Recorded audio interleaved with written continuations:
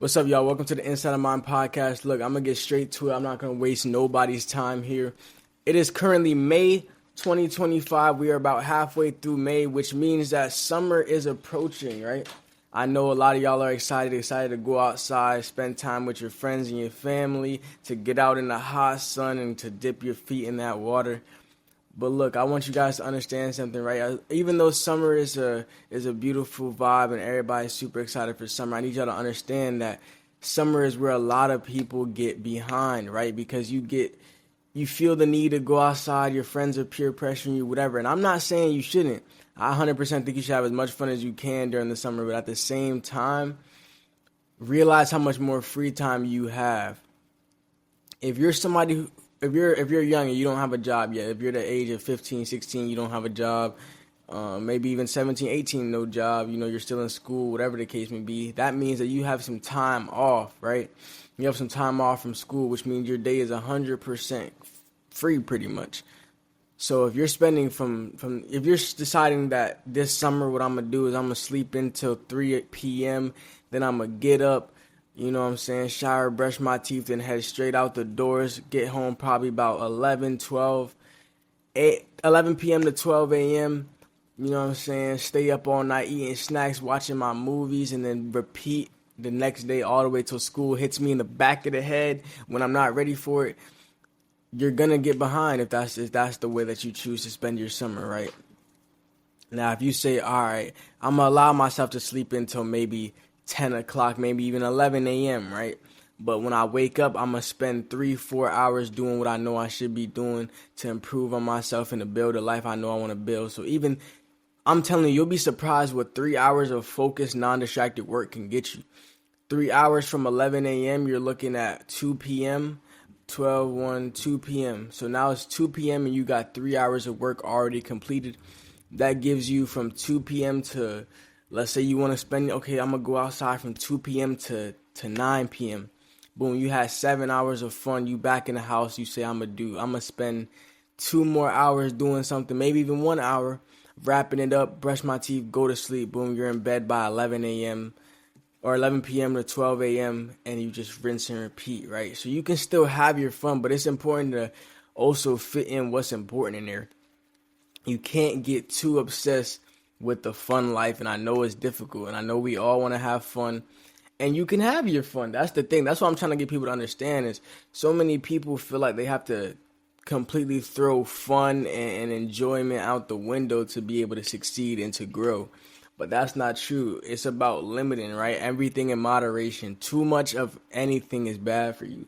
And the same goes for trying to force growth. If you're trying to force growth and you're spending way too much time and not allowing yourself to have that fun, not allowing yourself any leeway in the process, it's going to become very annoying.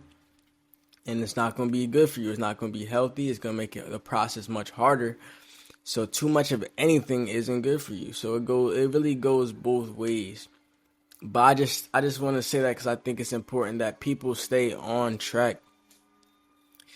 So with the summer approaching, I want you guys to really think about what you want, how you want to come out the summer. Do you want to work on your skincare routine? Do you want to get in the gym this summer so you could be in better shape by the time school comes back? Is there a certain business you want to give more time to grow that business? Do you want, is there a skill you want to work on, learn the piano? There's so many different things you could do, right? Everybody's goals look different, but the process can remain kind of similar to how do we get there. So that's why I wanted to share that with you guys today. But what do you guys think? How do you think summer should be spent? Do you think summer should be a break from everything to where you say, all right, self-improvement to the side. This is my time to enjoy. This is my time to go outside, have fun, forget about responsibility. What do y'all think? Let me know in the comments down below if you think it's fair to be able to spend your summer that way. But I guess everybody's different. Me personally, I know it's tempting to do that for summer, but I feel like it gets boring. For me personally, I know after a little while, after spending some time doing that type of stuff, I'm like, man, shoot, when is school gonna come back? Because at this point, I don't even feel like I'm doing nothing. I'm having my little fun, but it gets boring after a while. And then you realize you really made no progress. And I promise there's a way worse feeling to go back school starting and be like, dang, I spent those 2 months, 2.5 months really not doing a dang thing.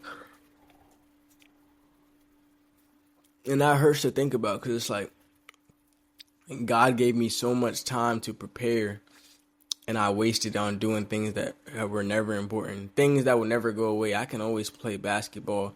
I can always go ride bikes. I can always go swimming. That those things are never going to go away, but I decided to take advantage of that time that was given to me to do things that I know weren't nearly as important. But we make those mistakes in life, so it's important that we also don't dwell over them, but to use them to grow in our next opportunity, right?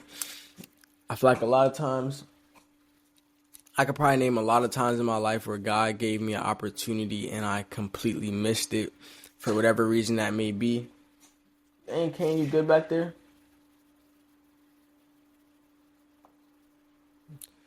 But yeah, where God gave me an opportunity in life and I completely just let it go over my head and I missed it. But what would suck even more is if I took that situation, cried about it for years, and never really understood why I missed that opportunity so that I could fix it and capitalize it on the next time, right? So I think that's much more important that you say, all right, well, me messing up this one time does not define me as a person. It does not define the course of my life, the trajectory of my future. But it's important that I sit back, reflect, and understand why I failed, why I missed that opportunity, so that when this opportunity comes the next time, I'll be 100% or at least 60% ready for it. That's all you really need. Sometimes you only gotta be ready for it. You just gotta kind of have to just dive at it. But there's so many times I sit back and I'm like, man, I wish this situation would have went differently. Maybe I'd be happier. Maybe this, maybe that. But I don't question God's plan. The teachings, the things I have learned, I know is going to benefit me so much in the near future. So as long as I just keep pushing through, keep fighting through it, there's always going to be better on the other side, I believe. So that's really what it's about. So don't beat yourself up for feeling like, okay, I messed up this opportunity. You had one summer, it didn't go the way you wanted it to go. There's going to be more summers to come. There's going to be more time to come. And I want to go back a little bit and talk about how I said how 3 hours of focused work can get you a lot, right? I have found, right, in my experience, remember, anybody watching this podcast, just know I am not the top of the top. I'm not any of the most successful people in the world. I'm not rich. I'm not nothing. I'm not nothing, but I'm none of those things, right, currently. But in 2024, January 2024, I decided that I was going to make my first ever vision board and really commit to getting the things that I wanted in my life, right? And that was over a year ago that I made that list.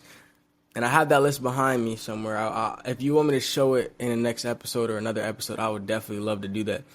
But in creating that list and in following and committing to that list, it taught me so much. I had a lot of trials, I had a lot of errors, but it taught me so much about what works and what doesn't work. And that's why I think it's important to commit to certain things. So, but on that board, when I was committing to getting better using that board, I made a lot of to-do lists, and I still have a lot of the to-do lists that I made, but on the to-do list would be like 10 tasks for the day. And a lot of times I didn't finish all the tasks, and even when I did, I realized that I didn't make much progress, really. It was such minimal tasks, and it's because you put I would throw a lot of small tasks on there that I know I can do to feel better about myself when it came to the end of it, to say I got this much done. But truthfully, it wasn't the task that I needed to be focusing on. It wasn't the task I needed to be doing. So really, I was making not a lot of progress. So I spent a lot of time last year, working hard at things, but not working hard at the right things. And that's why I don't think I made as much progress as I should have. But it taught me a lot, because now when I make my to-do list, there's really no more than 3 or 4 tasks on there per day. And I'm really trying to even cut that down to 2 to 3 tasks per day, and to make sure that I'm focusing on the tasks that are truly important, the ones that leverage me the most for that day and for that week, right? So you have a system, right? Like I said, I said this once before, that it's smart to work backwards. Start with your lifetime goal. Once you got your lifetime goal, break that down into, okay, what do I need to do in the next 5 years? Then break that down to what can I do in the next year? Then break that down to what can I do in the next 3 months? What can I do this month? What can I do this week? And then what can I do today? It all trickles down. So once you have your long-term plan, it's easier to come up with a 5-year plan. Then you can use that 5-year plan to decide, okay, what do I need to do this year? Then use that to decide, what do I need to do this month? Then decide what I need to do this week, and it just all trickles down. So these stay the same, but then you just move forward day by day, right? So you got the big picture. Now all you gotta do is focus on the small steps it takes to get there. But remember to keep it short, 2-3 tasks, no more than 3 tasks that are really important, the ones that are gonna leverage you the most. I made an example of this in a video. I did a video. I think the video was called "Are You Thinking Too Big?" or something like that. But that was a very insightful video because I talked about these things, and I gave a lot of good examples for different businesses and different lanes of life, how you can apply that information to your life. So if you want to see that, I will link that video in the description. But I think I'm going to go ahead and end it there. I hope you guys enjoyed this video, understood everything I was saying. I appreciate y'all for tuning in. I'm going to see y'all in the next one. Peace out.